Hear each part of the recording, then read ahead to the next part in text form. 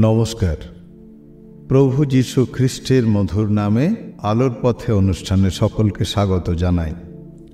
আমি বিশ্বাস করি করুণাময় ঈশ্বরের অসীম করুণায় আপনি এবং আপনার পরিবারের সকলেই খুব ভালো এবং সুস্থ আছেন। সমগ্র মানব সমাজ কতগুলো শব্দ নিয়ে নিজ ভাবনায় চিন্তায় বিপর্যস্ত হয়ে পড়েছে, একে অপরকে বিব্রত করে তুলছে। অনেকেই যিশুর আরাধনা করেন, কিন্তু খ্রিস্টান শব্দে আপত্তি। অনেকের খ্রিস্টান শব্দে খুব একটা আপত্তি না থাকলেও খ্রিস্টান ধর্ম কথাটিকে পাত্তা দিতে চান না। অনেকের মধ্যেই যে কোনো মহামানবকে এবং তার অনুসারীদের আমার ভাই, আমার বোন বলে মহামানব বন্ধন তথা সমগ্র বিশ্বই আমার আত্মীয় বলে গর্ব করতে দেখা যায়। কিন্তু পাশের বাড়ির অথবা পরিবারের কেউ যদি যীশু খ্রিস্টের আরাধনায় যুক্ত হয়েছে, শোনা মাত্রই মনুষ্যত্বের ফানুস ফেটে যায় এবং প্রেমের প্রদীপ নিভিয়ে দিয়ে হিংসার আগুনকে প্রজ্বলিত করে পরস্পরকে ওই খ্রিস্ট বিশ্বাসীর বিরুদ্ধে জোটবদ্ধ হবার আহ্বান জানাতে থাকে। প্রিয় বিশ্বাসী, আপনি হয়তো এই ধরনের সমস্যা অনুভব করছেন। আপনার মনের মধ্যেও চিন্তা ভাবনা জট পাকিয়ে উঠেছে। কোন শব্দের কী অর্থ এবং তার উদ্দেশ্যই বা কী জানার জন্য আপনিও হয়তো বিভিন্ন জনকে প্রশ্ন করেছেন আর বিভিন্ন উত্তর পেয়েছেন।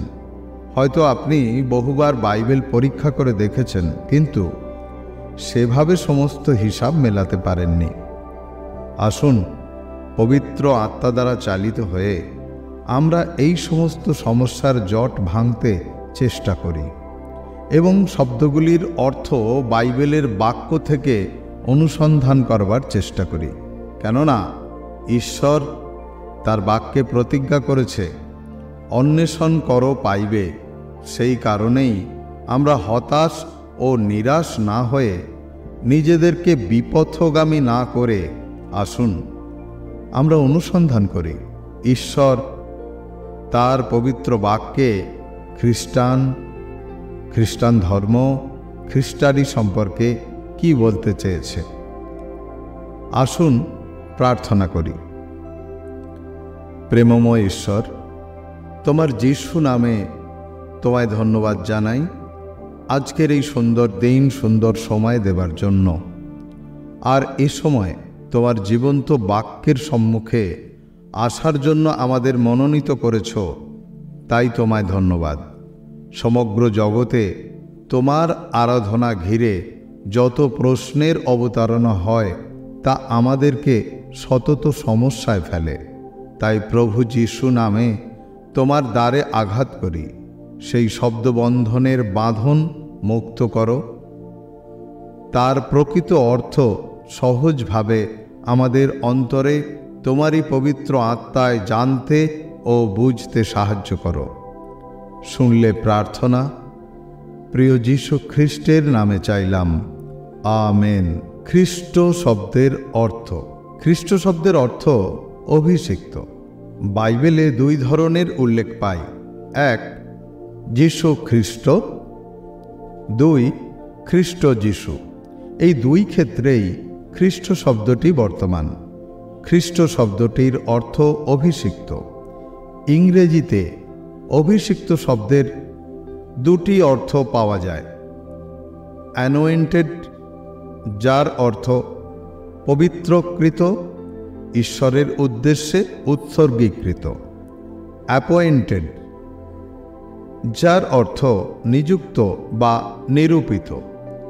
ইংরেজিতে ক্রাইস্ট কথাটি এসেছে গ্রিক শব্দ খ্রিস্টস থেকে, যার অর্থ অ্যানোয়েন্টেড ওয়ান। হিব্রু শব্দ মসিহা, এর অর্থ ওয়ান হু ইজ অ্যানোয়েন্টেড। খ্রিস্ট শব্দটি যিশু নামের সঙ্গে যুক্ত হয়ে তার বংশ পরিচয় অর্থাৎ যিশুর কোনো পদবি নির্দেশ করছে না, এটি যিশুর দায়িত্ব সম্পর্কে আমাদের অবহিত করে। যিশু পাপীদের পরিত্রাণের জন্য এসেছিলেন, তাই মথি 1 অধ্যায়ে লেখা আছে, এবং তুমি তাহার নাম যিশু ত্রাণকর্তা রাখিবে, কারণ তিনি আপন প্রজাদিগকে তাহাদের পাপ হইতে ত্রাণ করিবেন। এবং মথি 1 অধ্যায়ে আরও লেখা আছে, যাকবের পুত্র যোসেফ, ইনি মরিয়মের স্বামী, এই মরিয়মের গর্ভে যিশুর জন্ম হয়, যাহাকে খ্রিস্ট অভিষিক্ত বলে। যীশু খ্রিস্টের জন্ম বিষয়ে পূর্বদেশীয় পণ্ডিতদের উৎসাহের কারণ কি? তারা কি খ্রিস্টান ছিলেন? একেবারেই না, কারণ জগৎ তখন খ্রিস্ট শব্দটি সম্পর্কে পরিচিতই হতে পারেনি। আর সদ্যজাত খ্রিস্টের দ্বারা ধর্মমত তৈরি করে বেথলেহেম থেকে পূর্ব দেশ পর্যন্ত প্রচার করা কিভাবে সম্ভব? আপনি সব কিছু যদি যুক্তি দিয়ে প্রতিষ্ঠিত করেন তো করুন, আসল কথা যাদের অন্তরে ঈশ্বরের জন্য আকুলতা থাকে তারা ঈশ্বরের অনুসন্ধান করবেই। এই পূর্বদেশীয় পণ্ডিতগণ তার প্রকৃষ্ট উদাহরণ। মথি 2 অধ্যায়ে লেখা আছে, হেরোদ রাজার সময়ে জিহুদিয়ার বৈতলেহমে যিশুর জন্ম হইলে পর দেখো, পূর্বদেশ হইতে কয়েকজন পণ্ডিত জেরুসালেমে আসিয়া কহিলেন, জিহুদীদের যে রাজা জন্মিয়াছেন তিনি কোথায়? কারণ আমরা পূর্বদেশে তাহার তারা দেখিয়াছি ও তাহাকে প্রণাম করিতে আসিয়াছি।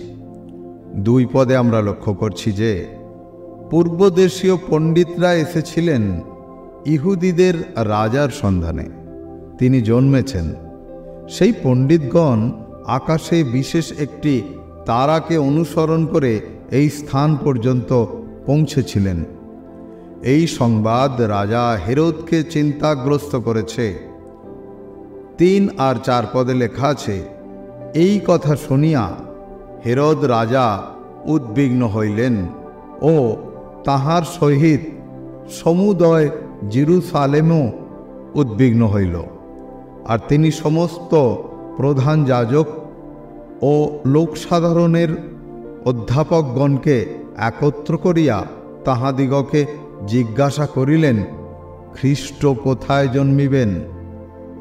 4 পদে রাজা হেরোদের মুখে আমরা খ্রিস্ট অর্থাৎ মসিহ শব্দটি শুনতে পেলাম। 2 খ্রিস্টান কাদের বলে?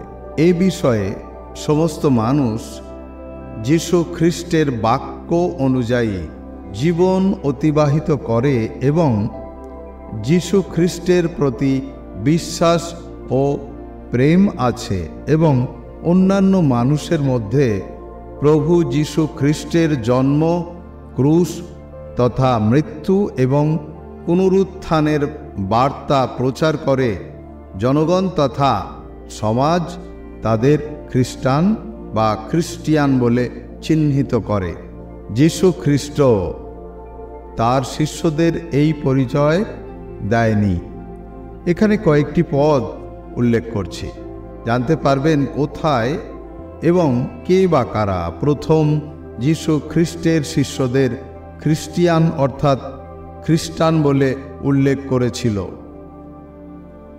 প্রেরিত 11 অধ্যায়ে লেখা আছে, আর তাহারা সম্পূর্ণ 1 বৎসর কাল মণ্ডলীতে একত্র হইতেন এবং অনেক লোককে উপদেশ দিতেন। আর প্রথমে আন্তিওখিয়াতেই শিষ্যেরা খ্রিস্টিয়ান নামে আখ্যাত হইল। পৌলকে যখন যীশু খ্রিস্টের বিষয়ে সুসমাচার প্রচারের অপরাধে গ্রেপ্তার করে রাজার সামনে আনা হয়েছে, সেই সময়ে খ্রিস্টিয়ান শব্দটি শোনা গেছে।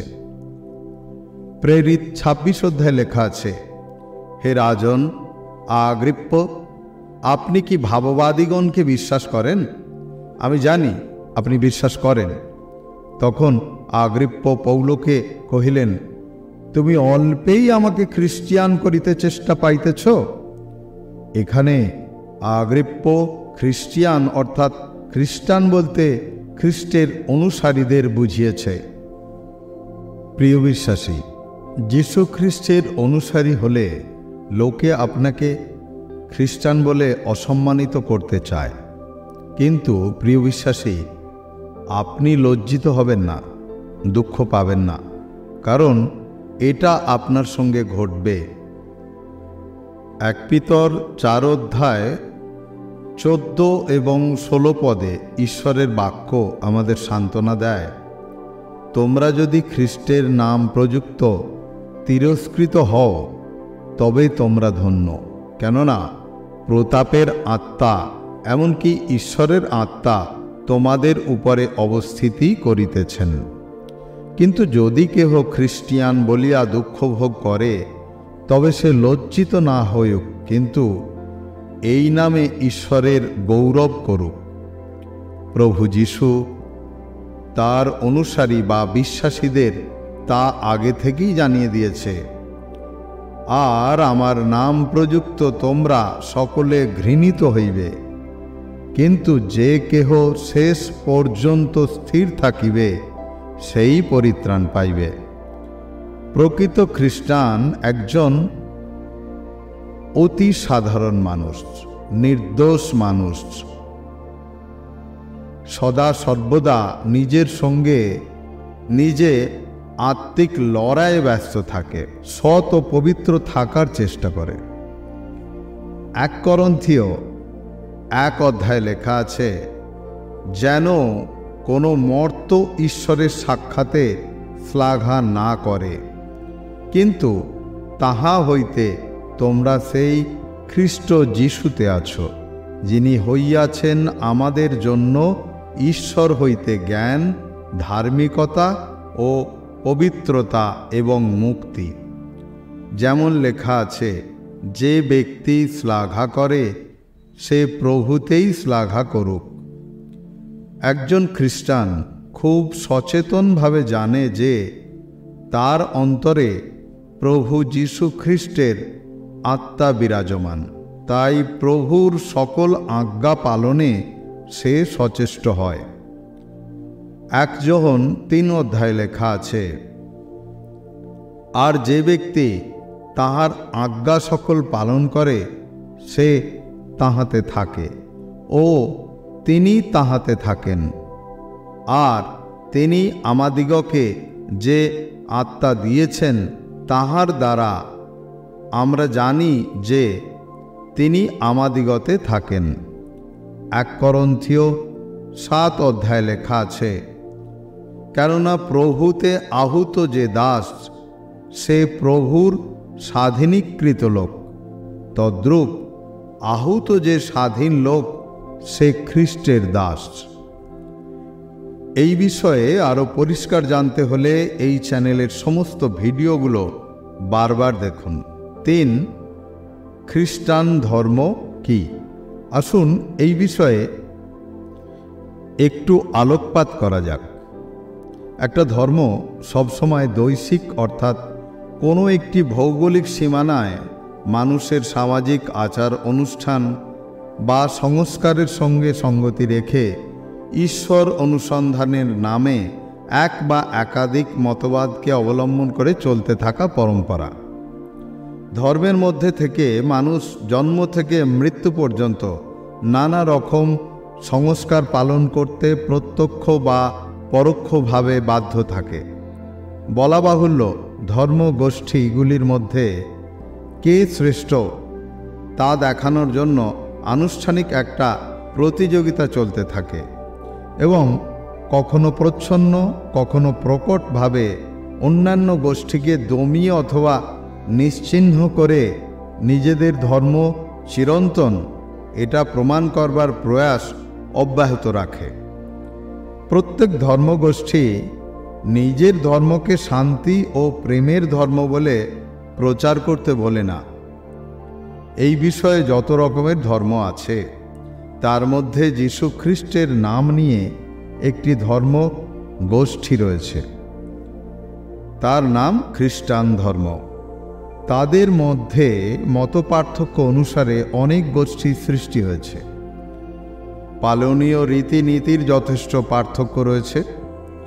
অনেক ক্ষেত্রেই বাইবেলের বাক্য মানুষের তৈরি সংস্কারের ভিড়ে হারিয়ে যায়। পারস্পরিক হিংসা, দলাদলি, অর্থনৈতিক কার্যকলাপ ক্ষেত্রবিশেষে অকল্পনীয় হতে দেখা যায়।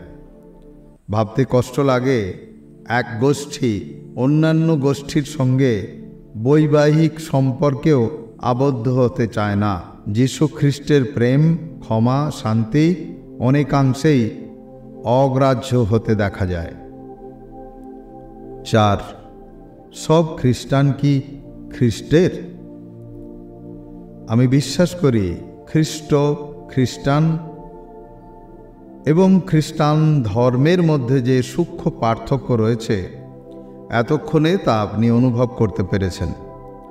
সাজ পোশাক, রং ঢঙে বহু মানুষ আছে যে সে খ্রিস্টান ধর্মের তা বোঝাতে ব্যস্ত থাকে। কয়েকটি পদ পাঠ করলে বিষয়টি পরিষ্কার হবে। যোহন 5 অধ্যায়। আর তোমরা জীবন পাইবার নিমিত্ত আমার নিকটে আসিতে ইচ্ছা করো না। আমি মনুষ্যদের হইতে গৌরব গ্রহণ করি না, কিন্তু আমি তোমাদিগকে জানি, তোমাদের অন্তরে তো ঈশ্বরের প্রেম নাই। আমি আপন পিতার নামে আসিয়াছি, আর তোমরা আমাকে গ্রহণ করো না। অন্য কেহ যদি আপনার নামে আইসে, তাহাকে তোমরা গ্রহণ করিবে। প্রিয় বিশ্বাসী, 43 পদে দেখা যাচ্ছে যিশু বলছে, তোমরা আমাকে গ্রহণ না করে যে নিজেকে ঈশ্বর বলে প্রচার করবে তাকে তোমরা গ্রহণ করবে। গোটা বিশ্বে তাকিয়ে দেখুন খ্রিস্টান ধর্মের দেশগুলোর অবস্থা। অন্য ধর্মের মধ্যে শান্তির খোঁজে ঘর ছেড়ে বেরিয়ে দেশ দেশান্তরে পথে ঘাটে ঘুরে বেড়াচ্ছে অগণিত মানুষ। খ্রিস্টান ধর্ম যদি খ্রিস্টের ধর্ম হয়, আর মানুষ যদি প্রকৃত খ্রিস্টকে হৃদয়ে গ্রহণ করে থাকে, তাহলে সে কখনো পারে না অন্য কাউকে প্রভু আমার, ঈশ্বর আমার বলে স্বীকার করতে। রোমীয় 16 অধ্যায় লেখা আছে, কেননা এই প্রকার লোকেরা আমাদের প্রভু খ্রিস্টের দাসত্ব করে না, কিন্তু আপন আপন উদরের দাসত্ব করে এবং মধুর বাক্য ও স্তুতিবাদ দ্বারা সরল লোকেদের মন ভুলায়। রোমীয় 8 অধ্যায় লেখা আছে, কিন্তু তোমরা মাংসের অধীনে নও, আত্মার অধীনে রহিয়াছ, যদি বাস্তবিক ঈশ্বরের আত্মা তোমাদিগতে বাস করেন। কিন্তু খ্রিস্টের আত্মা যাহার নাই, সে খ্রিস্টের নয়। আর একজন খ্রিস্টের দাস বা অনুসারী বা খ্রিস্টান সহজেই বলতে পারে, কেননা আমার পক্ষে জীবন খ্রিস্ট এবং মরণ লাভ। অতএব সব খ্রিস্টান প্রভু যীশু খ্রিস্টের, কিন্তু সব খ্রিস্টানই খ্রিস্টান ধর্মাবলম্বী নয়। 5. খ্রিস্টারি কি? খ্রিস্টারি সমান খ্রিস্টের ওরি বা শত্রু যে। 1 যোহন 2 অধ্যায় লেখা আছে, শিশুগণ, শেষকাল উপস্থিত, আর তোমরা যেমন শুনিয়াছ যে খ্রিস্টারি আসিতেছে, তেমনি এখনই অনেক খ্রিস্টারি হইয়াছে। ইহাতে আমরা জানি যে শেষকাল উপস্থিত। তাহারা আমাদের হইতে বাহির হইয়াছে, কিন্তু আমাদের ছিল না। কেননা যদি আমাদের হইত, তবে আমাদের সঙ্গে থাকিত, কিন্তু তাহারা বাহির হইয়াছে, যেন প্রকাশ হইয়া পড়ে যে সকলে আমাদের নয়। যিশুই খ্রিস্ট ইহা যে অস্বীকার করে সে বই আর মিথ্যাবাদী কে? সেই ব্যক্তি খ্রিস্টারই যে পিতাকে ও পুত্রকে অস্বীকার করে। যাহারা তোমাদিগকে ভ্রান্ত করিতে চায়, তাহাদের বিষয়ে এই সকল তোমাদিগকে লিখিলাম।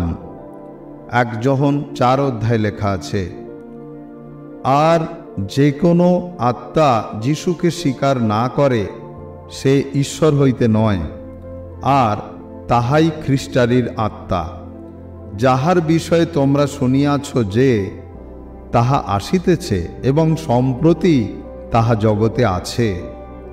উহারা জগৎ হইতে, এই কারণ জগতের কথা কহে এবং জগৎ উহাদের কথা শুনে। 2 যোহন 1 অধ্যায় লেখা আছে, কারণ অনেক ভ্রামক জগতে বাহির হইয়াছে। যীশু খ্রিস্ট মাংসে আগমন করিয়াছেন, ইহা তাহারা স্বীকার করে না। এই তো সেই ভ্রামক ও খ্রিস্টারি। 2 থিসলনিকীয় 2 অধ্যায় লেখা আছে, কেহ কোনো মতে যেন তোমাদিগকে না ভুলায়, কেননা প্রথমে সেই ধর্মভ্রষ্টতা উপস্থিত হইবে এবং সেই পাপ পুরুষ, সেই বিনাশ সন্তান প্রকাশ পাইবে, যে প্রতিরোধী হইবে ও ঈশ্বর নামে আখ্যাত বা পূজ্য সকলের হইতে আপনাকে বড় করিবে, এমনকি ঈশ্বরের মন্দিরে বসিয়া আপনাকে ঈশ্বর বলিয়া দেখাইবে, আর সে যেন সসময়ে প্রকাশ পায়। এই জন্য কি সে তাহাকে বাধা দিয়া রাখিতেছে তাহা তোমরা জানো।